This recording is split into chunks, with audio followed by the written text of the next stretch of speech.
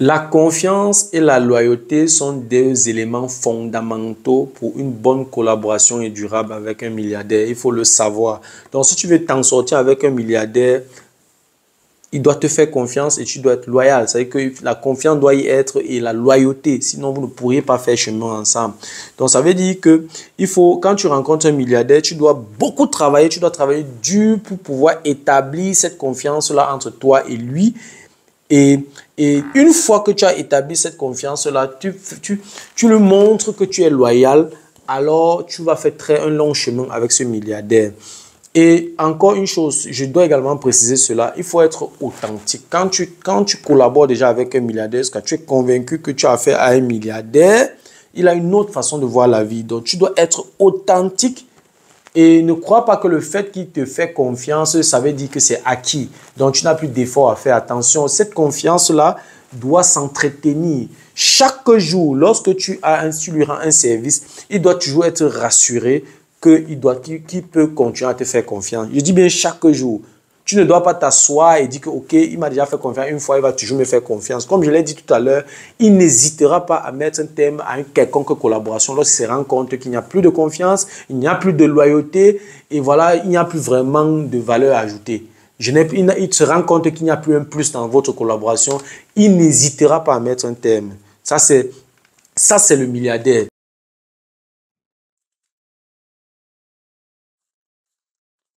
Salut à toi et merci encore une fois de plus d'avoir cliqué sur ma vidéo. Si c'est ta première fois de passer par ici, je m'appelle Fabrice Zopop, je suis ingénieur en génie mécanique et en même temps investisseur immobilier depuis plusieurs années déjà. Dans cette chaîne, je parle de 4 thèmes. Je parle d'intelligence financière, je parle d'investissement immobilier, je parle des faits de société, je parle également de sport. Voilà, si ces 4 thèmes t'intéressent, abonne-toi tout simplement à cette chaîne pour ne manquer aucune vidéo. Ici, en plus de ça, tu actives la cloche de notification. Alors, tu recevras de manière automatique une notification lorsqu'une nouvelle vidéo sera publiée. Voilà, si entre-temps, tu as des questions, des remarques, des suggestions, des critiques ou alors des propositions d'amélioration, n'hésite pas de m'écrire en commentaire. Un like me ferait énormément plaisir. Si tu as besoin de mon expertise, tu peux me contacter à tout moment via les coordonnées qui s'affichent à l'écran. Tu peux également me recommander auprès de tes prochains pour leur permettre de profiter également de mes connaissances. Quand je parle de connaissances ici, je parle d'accompagnement dans l'investissement immobilier, je parle d'accompagnement dans la fiscalité immobilière, je parle de formation immobilière qui peut être en présentiel, qui peut être virtuelle. Voilà, si tu aimerais faire grandir ton patrimoine immobilier, tu peux également me contacter. Si tu aimerais mettre de l'ordre dans tes finances, tu peux également me contacter. Si tu as des proches qui aimeraient investir dans l'immobilier en Allemagne, qui vivent en Allemagne ou pas, tu peux également me mettre en contact avec eux. Voilà, dans la vidéo d'aujourd'hui, je vais partager avec toi quelques leçons que j'ai apprises d'un milliardaire. J'ai côtoyé beaucoup de personnes, parmi lesquelles il y avait des pauvres, des riches, mais j'ai fait la connaissance d'un homme milliardaire. Oui, ce n'est pas un milliardaire en euros ou bien un milliardaire en dollars, mais c'est un milliardaire en Afrique que j'ai beaucoup côtoyé, qui a fait ses preuves, mais qui ne fait pas beaucoup de bruit, qui est dans son coin, mais qui a gagné beaucoup d'argent. J'ai appris beaucoup de lui. C'est un tonton qui a d'abord fait, qui a eu une activité, qui produisait aux États-Unis, que je vais taire l'État, où il a fait une activité pendant des années et après il s'est installé finalement en Afrique, dans plusieurs pays en Afrique. C'est un homme qui est plutôt pas trop bavard, qui est plutôt dans son coin, qui ne communique pas trop sur ses activités. Et voilà, j'ai fait sa connaissance et j'ai appris beaucoup de cet individu. Et voilà, donc j'aimerais partager quelques leçons que j'ai appris de cet homme. Donc je vais partager avec toi dans cette vidéo quelques leçons que j'ai appris de cet homme. Voilà, ce que je dois savoir, c'est qu'il existe à peu près 2700 milliardaires dans le monde. Donc j'ai eu cette chance-là, ce privilège-là de côtoyer un d'eux. Et j'ai beaucoup appris. Avec lui, j'ai beaucoup appris. Dans la vidéo d'aujourd'hui, je vais partager avec toi 5 leçons que j'ai apprises à ses côtés. Et j'essaie tous les jours à ma façon d'appliquer ces leçons, ce qui n'est pas facile. Mais si j'aspire à un épanouissement financier, je suis obligé de passer par là. Voilà, si tu veux en savoir plus, reste scotché. La suite, juste après le générique.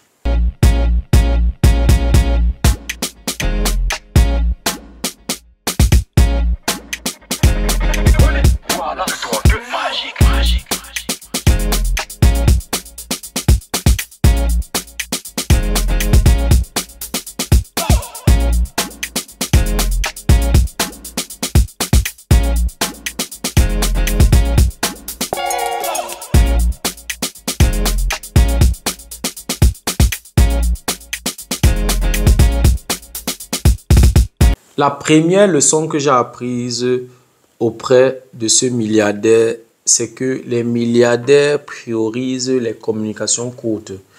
Les milliardaires ne sont pas dans les appels téléphoniques de 3 heures de temps. Déjà, quand quelqu'un prend le téléphone, il cause pendant 3 heures de temps, il doit se poser des questions. Ça, c'est un comportement de pauvre. Parce qu'un homme qui a encore droit dans sa tête, qui est debout dans sa tête, qui sait que son heure se capitalise, qui calcule ses revenus en fonction de ses heures. Il n'a que 24 heures en une journée. Prendre 3 heures pour causer avec quelqu'un au téléphone. Je ne sais pas quel genre de business qu'on va régler pendant 3 heures de temps. Donc, les milliardaires priorisent les communications courtes. Ils envoient plus de messages textes, les SMS, et ils appellent très peu. Parce que les appels, non seulement ça désaxe, c'est la distraction et ça prend le temps. Quelque chose que tu peux faire en quelques minutes, 2, 3 tests, ou alors, je vais dire quoi, 2, 3 lignes, envoyer un message, tu vas prendre le téléphone, oui, bonjour, comment tu vas, qu'est-ce que tu as mangé aujourd'hui, qu'est-ce que tu vas manger demain, quels sont les vêtements que tu as portés, et puis dès que tu finis de parler de toi, tu parles de lui, après vous commencez à parler des gens, surtout chez les Africains, le bavardage inutile. Donc, si tu es déjà dans cette optique-là, si tu as cette habitude-là, sache que tu es dans la direction de la pauvreté. Donc, les milliardaires envoient plus de messages, ils communiquent plus par texte, par SMS. Très peu par appel. Si c'est un appel, c'est que c'est une urgence, quelque chose qu'ils ne peuvent pas écrire. Voilà. Les milliardaires ont une perception unique de leur valeur.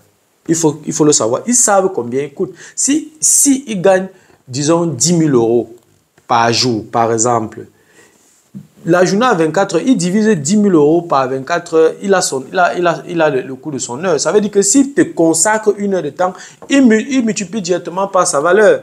Donc, ils connaissent la valeur, ils connaissent leur valeur. Ça veut dire qu'ils savent combien il coûte. C'est ça le milliardaire. La perception de sa valeur est unique. Non seulement le milliardaire connaît la valeur de 1 euro ou bien de 1 dollar, mais aussi connaît la valeur de son temps. Comme je l'ai expliqué tout à l'heure. Quand il te consacre une heure de temps, il calcule ça directement en termes de chiffres. C'est-à-dire qu'il convertit ça tellement il convertit ça automatiquement en revenus. Donc, ce sera difficile qu'un milliardaire te consacre beaucoup de temps. C'est pour ça que beaucoup de milliardaires, même avec leur famille, à un moment donné, ils n'ont plus de famille. Ils ne sont plus avec leur épouse. Ils ne sont plus avec les enfants et tout. Tout simplement parce que son heure devient extrêmement chère. Je dis encore, pour quelqu'un qui gagne 10 000 euros par jour, il divise ça par 24 heures, il a rapidement le montant de son heure. Donc, te consacrer une heure de temps, ça veut dire, il calcule seulement 10 000 euros par 24, on est à combien? On est à près de 400 euros. Oui, 400 euros par heure. Oui, on est à 400 euros par heure. Donc, lorsqu'ils te consacrent une heure de temps, c'est comme si tu avais donné 400 euros. Donc, c'est comme ça qu'ils regardent leur temps, c'est comme ça qu'ils regardent leur vie. Ça, c'est ce que j'ai appris de ce milliardaire. Ce sont des experts en gestion du temps. Ils ne s'amusent pas avec leur temps. Oui, ils préfèrent te donner de l'argent. C'est pour ça qu'ils sont constamment en train de déléguer les tâches. Déléguer les tâches parce que, par exemple, il ne va pas aller garer sa voiture, laver. Parce que le temps... aller laver sa voiture, si son heure, on a calculé tout à l'heure, son heure c'est 400 euros. Si il va prendre 2 heures de temps peut-être pour laver une voiture, mieux il donne même 100 euros à quelqu'un, la personne là la voiture, il a économisé 300 euros. Donc son heure est tellement chère que aller prendre 1 heure ou 2 heures pour laver une voiture, il est dans la perte, ce n'est pas bénéfique pour lui. C'est pour ça qu'ils sont constamment en train de déléguer. Ce sont des experts en gestion du temps parce qu'ils savent.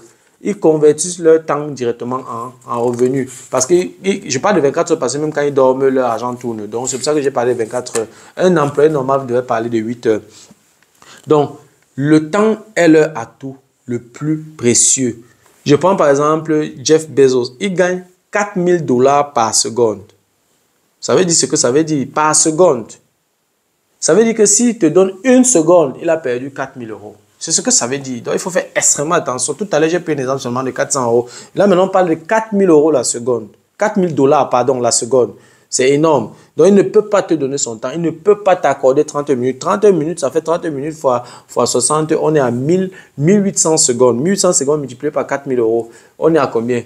1800 d'abord multiplié par 4, on est à 7200. 7200 maintenant, on ajoute 1000 sur ça, on est à 7 200 000 euros. Je dis, c'est énorme. Donc, il ne peut pas te confier, son temps n'importe comment. Il coûte 4000 dollars la seconde. Ce que je dois également préciser, c'est que les informations brèves ont plus d'impact dans le cerveau de celui qui t'écoute. Et ces informations brèves se traitent plus rapidement et avec plus d'efficacité. C'est pour ça que les informations, les courtes informations, là, ça passe plus vite. On retient ça plus vite. Oui, et ça a plus d'impact.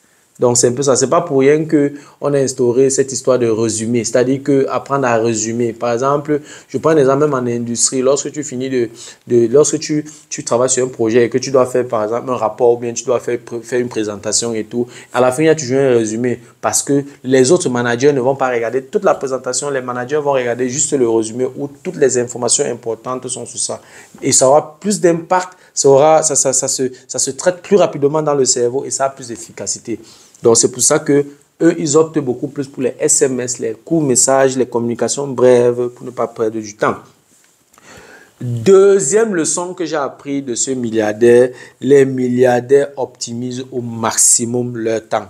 Ils laissent le temps au cerveau de se régénérer. C'est pour ça que vous allez, tu vois les milliardaires en train de... Ils ne s'amusent pas avec leur sport, avec leur hobby, avec leurs vacances. C'est très important parce que ça permet au cerveau de se régénérer, de se reposer. Et quand il se régénère, le cerveau reprend de l'énergie et peut refonctionner 1000 à l'heure comme d'habitude. Il laisse le temps au cerveau de diriger les informations. Si toi, tu es dans l'optique d'atteindre un épanouissement financier et tout le temps, tu ne prends jamais les vacances, tu ne te reposes pas, tu ne dors pas, alors crois-moi, à un moment donné, tu vas craquer parce que le cerveau ne se régénère pas. Le cerveau a besoin de se reposer pour pouvoir se régénérer.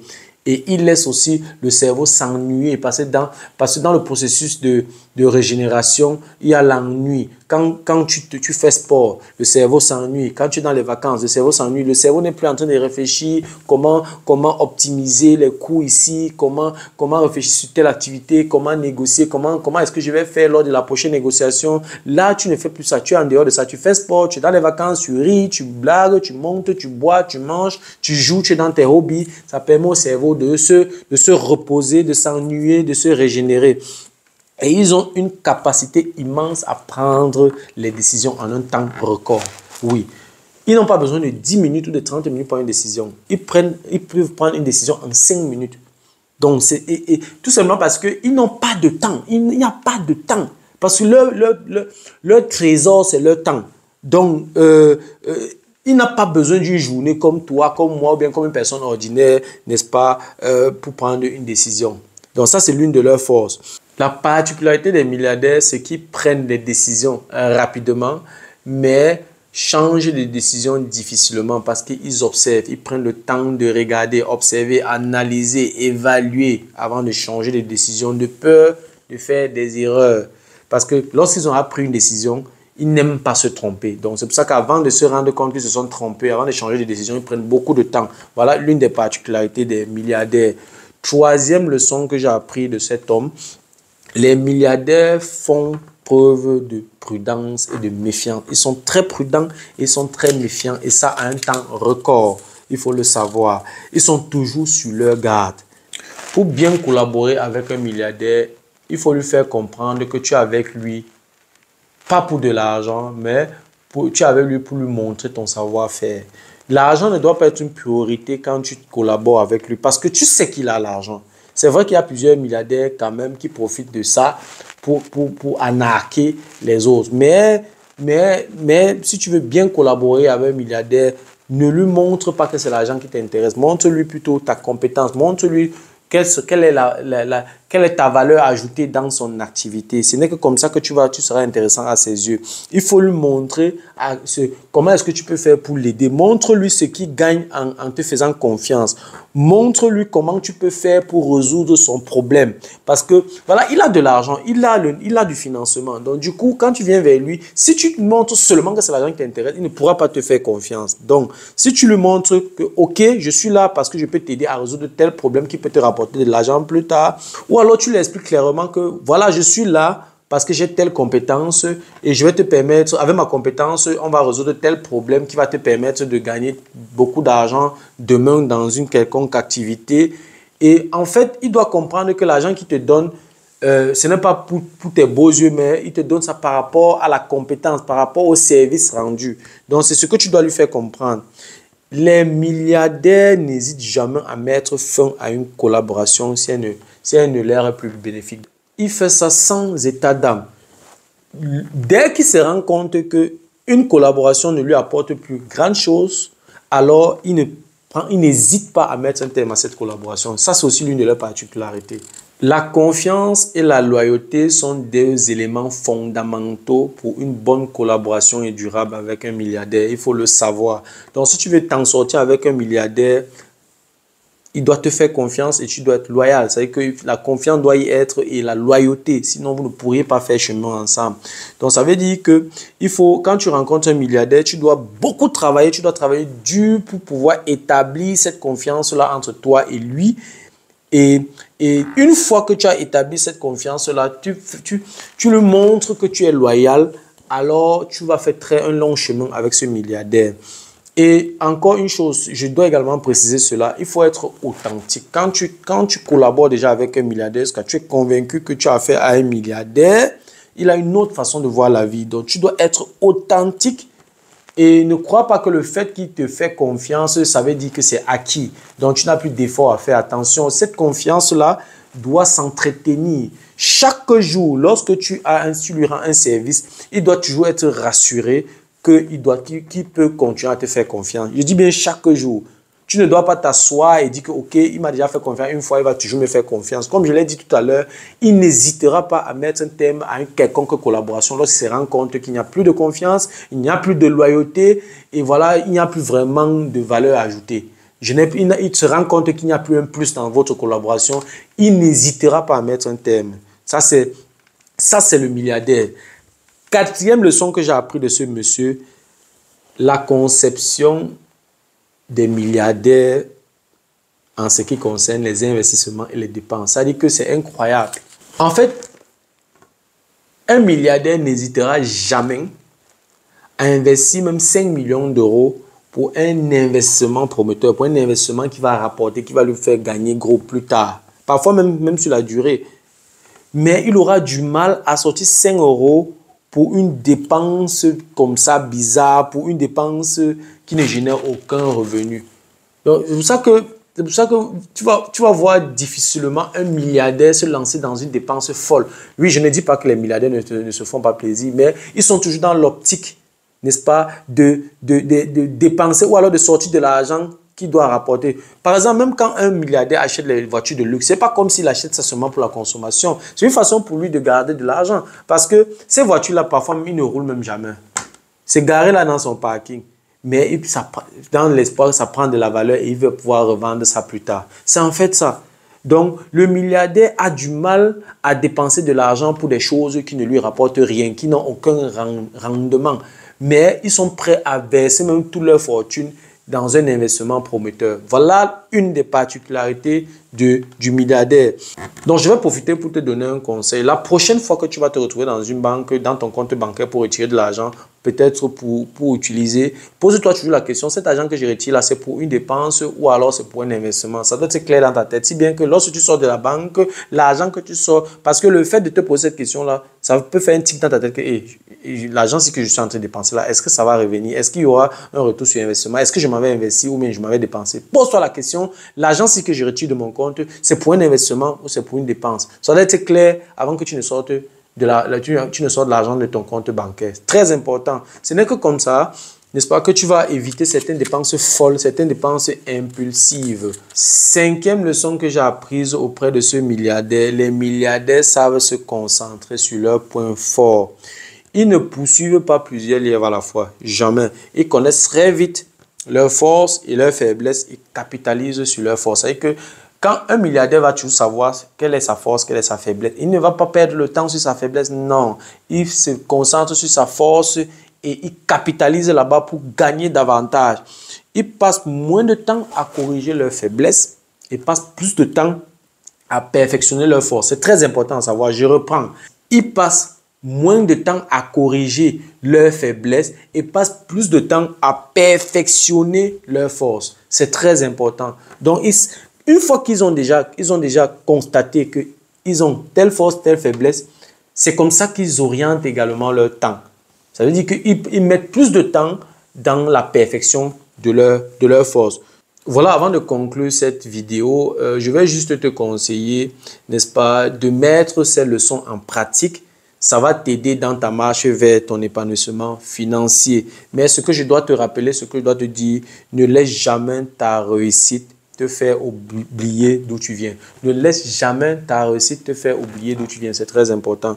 Donc, quand tu vas appliquer ces leçons et un jour tu deviens milliardaire, n'oublie jamais d'où tu viens. C'est très important. Voilà, c'était tout pour la vidéo d'aujourd'hui. J'espère que la vidéo t'a plu. J'espère que la vidéo a été à la hauteur de tes attentes.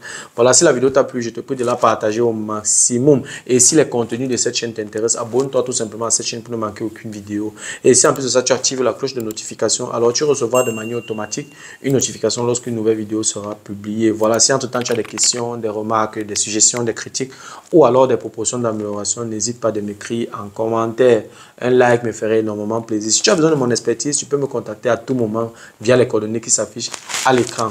Tu peux également me recommander auprès de tes proches pour les permettre de profiter également de mes connaissances. Merci encore pour ta disponibilité. Merci pour ton attention. C'était Fabrice de Imo Génie. On se dit donc au revoir et à la prochaine. Ciao.